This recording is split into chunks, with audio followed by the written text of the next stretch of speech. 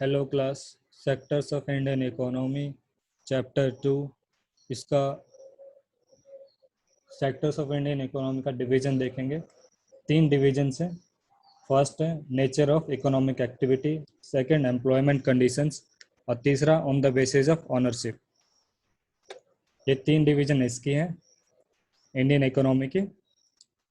और further economic activities के आधार पर भी 3 डिवीजन्स हैं। एक्टिविटी का मतलब आप जानते हो, खिलना खाना पीना सारी एक्टिविटी। इकोनॉमिक एक्टिविटी कब हो जाएगी? जब यहाँ पे ट्रांजैक्शन इन्वॉल्व होगी, मॉनेटरी वैल्यू, मार्केट इन्वॉल्व होगी, तो इकोनॉमिक एक्टिविटी।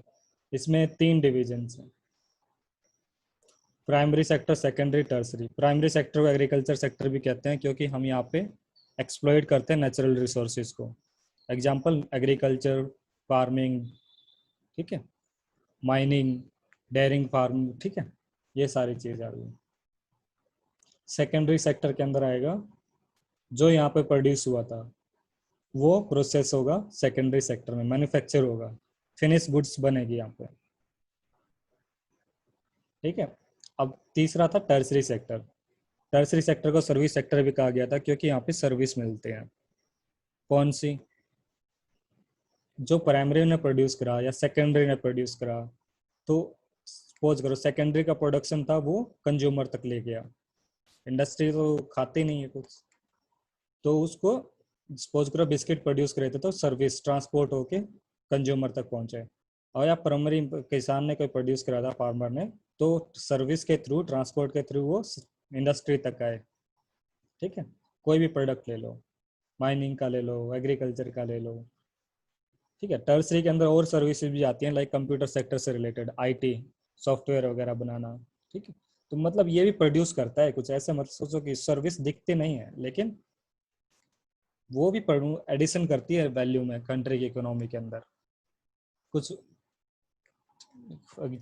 किसी का एग्जांपल ले लो, चाहे आप अमेजन फ्लिपकार्ट का लोगे तो वो भी डिलीवर करने आता है तो अपने चार्ज लेता है, तो एडिशन हुआ ना, उसकी पर्सन की इनकम बनी, तो वो एक कंट्री के नेशनल इनकम में एडिशन करेगी। अब on the basis employment condition पे देख लो, इसमें ऑर्गेनाइज सेक्टर, अनऑर्गेनाइज सेक्टर दो में डिवाइड करते हैं on the basis employment conditions. अब ऑर्गेनाइज सेक्टर के बारे में देखो क्या होगा। देखो यहाँ पे मेनली जहाँ कैसे कह सकते हो, इसके फॉर्मल सेक्टर होता है, फॉर्मल प्रोसेस एंड प्रोसीजर होता है, इसलिए इसको ऑर्गेनाइज सेक्टर कहते हैं। इसके अलावा और देखो इसकी थोड़ी डिटेल्स, ये वो एंटरप्राइज कवर करता है या वो प्लेसेस कवर करता है जहाँ पे एम्प्लॉयमेंट की टर्म्स फिक्स होती हैं, ठीक है।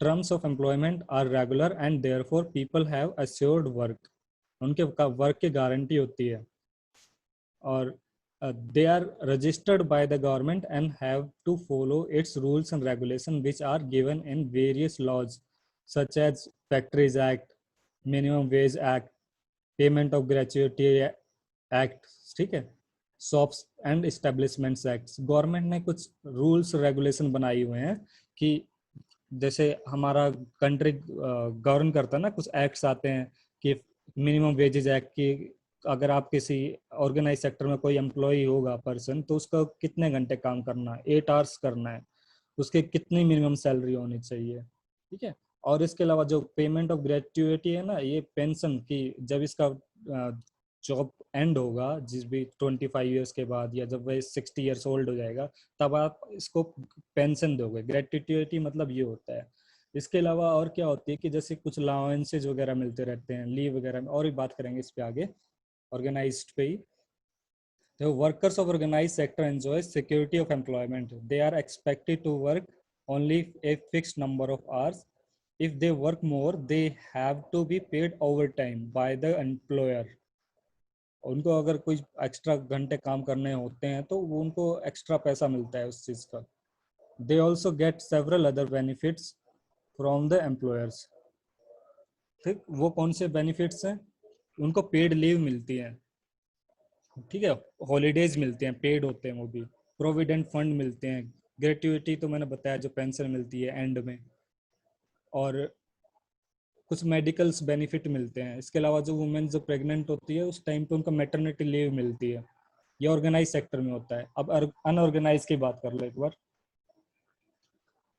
ये देखो क्या है कि ये अनऑर्गेनाइज सेक्टर इसका करेक्टरिस्टिक क्या है, ये स्मॉल है और स्कैटर्ड यूनिट्स है।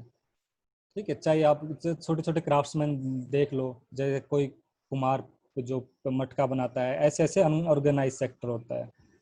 तो देख अब इसका एग्जांपल देख लो, ऑर्गेनाइज जैसे गवर्नमेंट सेक्टर ऑर्गेनाइज है। अनऑर्गेनाइज में जैसे कोई छोटे मोटे जूते बनाने वाले, चप्पली बनाने वाले, या छोटे मोटे जो कारीगर होते हैं, ठीक है, कपड़ा ये टेलर वगैरह कहीं पे एम्प्लॉय कर रहे हैं, तो इस तरह से अनऑर्गेनाइज सेक्टर होता है, जहाँ पे 3-4 आदमी, 2-3 आदमी काम करके करते हैं मिलके, अनऑर्गेनाइज सेक्टर के अंदर आते हैं। हम डिटेल में पढ़ेंगे इस लेसन को, अभी थोड़ा क्लासिफिकेशन देखो बस। तो unorganized sector is characterized by small and scattered units which are largely outside the control of the government. They are, वहाँ पे रूल्स होते हैं, रूल्स और रेगुलेशंस होते हैं, ठीक है, लेकिन वो इम्प्लीमेंट नहीं होते, वो केवल पेपर पर दिखाए जाते हैं और वो फॉलो नहीं किए जाते। तो ये ऐसी जगह पे काम क्या होता है, लो पेड होते हैं यहाँ पे एम्प्लॉइज होते हैं, और इनको ओवर टाइम वगैरह भी करना होता है, तो इनको कुछ पेड नहीं मिलता है, ना इनको पेड हॉलीडेज मिलते हैं, ना ही मतलब लीव भी है तो वो पेड नहीं रहते। सिकनेस वगैरह पे ठीक है, और जो सिक लीव वगैरह भी कम मिलती हैं, और जो क्या होता है कि इनका जो एम्प्लॉयमेंट होता है वो सिक्योर नहीं होता अनऑर्गेनाइज सेक्टर में। ये हो गया अनऑर्गेनाइज सेक्टर की बात। इसके अलावा बात कर लेते हैं on the basis of ownership, मतलब ऑनर कौन है उस चीज का, पब्लिक सेक्टर या प्राइवेट सेक्टर। देखो इसके क्लासिफिकेशन, अगर ये तीनों सेक्टर है ना, इसको हमने ऐसे देखा, ऑर्गेनाइज कौन सा है इनमें से, अनऑर्गेनाइज कौन सा है। इसमें इंडस्ट्रियाँ भी आ गई छोटी मोटी, जो प्राइमरी में भी चीजें आ गई, प्राइमरी मेनली अनऑर्गेनाइज्ड है मोस्ट ऑफ, ठीक है, सभी नहीं कह सकते, जैसे डेयरी वगैरह देखते हो, है ना, और माइन क्या देखते हैं, एग्रीकल्चर जो फार्मिंग है ना, वो भी ऑर्गेनाइज तरीके से नहीं की जाती। चलो वो थोड़ा दूसरा पॉइंट ऑफ व्यू आ जाएगा, बस इतना समझो कि ये तीनों इन्हीं सेक्टर की क्लासिफिकेशन है, सेम इकोनॉमिक क्लासिफिकेशन इस तरह से किया हमने। तो अब ऑनरशिप के आधार पे देख लो, इसी इन्हीं चीजों का ही क्लासिफिकेशन करेंगे। पब्लिक सेक्टर के अंदर आएगा फॉर एग्जांपल जिसका ओनर गवर्नमेंट है। देखो इसके जर्नल क्लासिफिकेशन है, थोड़ा इस तरह से भी करते हैं कि जहाँ पे 50% से ज्यादा शेयर गवर्नमेंट के पास होते हैं वो पब्लिक सेक्टर के अंदर आता है। लेकिन तुम इस तरह से सोचो इसको, वो थोड़ी कंफ्यूजन में आ जाएगी। तो पब्लिक सेक्टर कौन सा होगा, जो गवर्नमेंट के पास है वो पब्लिक सेक्टर होगा। फॉर एग्जांपल रेलवे है, और रेलवे के अलावा आर्मी जैसे गवर्नमेंट के पास है, आरबीआई पब्लिक सेक्टर है, गवर्नमेंट रन करती है। और इसका एग्जांपल आपको जैसे आरबीआई हो गया, स्टेट बैंक ऑफ इंडिया भी गवर्नमेंट के पास है। और जैसे वेपन वगैरह बनाने होते हैं, न्यूक्लियर वेपन या फिर गन तोफ बनानी होती है, तो गवर्नमेंट ऑन करती है इन चीज़ों को, आप तो नहीं बना सकते ना घर पे, तो इसलिए।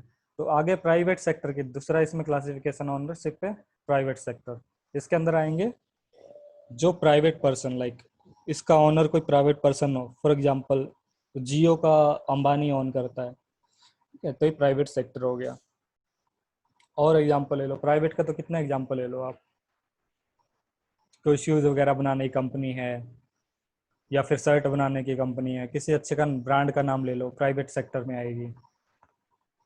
और अच्छा, इसके अलावा इन दोनों का एक क्लासिफिकेशन और आता है जहाँ पे दोनों मिलके काम करते हैं, गवर्नमेंट और प्राइवेट, उसको कहते हैं जॉइंट सेक्टर। जॉइंट सेक्टर, तो उसमें दोनों की शेयर होते हैं, मतलब कुछ परसेंट लगा लो कि 40% प्राइवेट के हो गए, 60% होगी गवर्नमेंट के, तो इस तरह से होगा। वैसे अगर इसकी क्लासिफिकेशन थोड़ी कंफ्यूजन वाली है, जहाँ पे 40 गवर्नमेंट के होंगे, 60 प्राइवेट के होंगे, तो उसको प्राइवेट सेक्टर कह दिया जाता है। तो ऐसे टिपिकल क्लासिफिकेशन नहीं है कुछ, तो आपको मतलब समझ में आ गया होगा। पब्लिक सेक्टर मतलब गवर्नमेंट, प्राइवेट मतलब जहाँ पे इंडिविजुअल कोई कंपनी ऑन कर रहे हैं, चला रहे हैं, जियो वगैरह। या नहीं आया तो आप फिर से पूछ लेना। ठीक है, आपने देख लिया ये सब, नेचर ऑफ इकोनॉमिक एक्टिविटीज़ पे 3 थे, एम्प्लॉयमेंट कंडीशंस पे, ठीक है। ये 2 हैं और ओनरशिप पे ये 2 हैं, तो इतना ही करेंगे तो तब भी डाउन है।